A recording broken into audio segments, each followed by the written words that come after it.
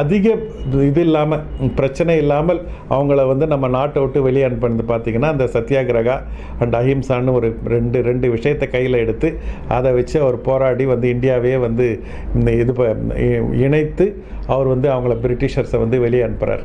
அதுதான் அவர் பண்ண மிகப்பெரிய ஒரு சாதனையாக வந்து நான் வந்து சொல்லுவேன். நான் அவரோட லைஃப் ஹிஸ்ட்ரி, அவருடைய சத்திய சோதனை book my experiment with truth அதை வந்து படித்து அதுக்கப்புறம் வந்து அந்த காந்தியோடைய மூவி, அந்த ரிச்சர்ட் அட்டன்பரோஸ் அந்த மூவியை பார்த்தோம். அதுக்கப்புறம் வந்து கமல்ஹாசனோட ஹேரா மூவியோட அதோட தழுவல் அது. அதுக்கப்புறம் வந்து ஷாம் பெனகலோட மேக்கிங் ஆஃப் தி மகாத்மான்னு இன்னொரு மூவி ஒன்று.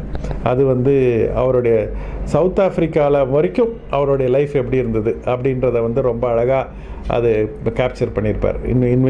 இன் மை மைண்ட் அது ஒரு ஸ்டெப்பு வந்து நம்ம ரிச்சர்ட் அட்டன்பரோஸ் காந்தியை விட ஒரு ஸ்டெப் பெட்டர் மூவி. அந்த மூவியெல்லாம்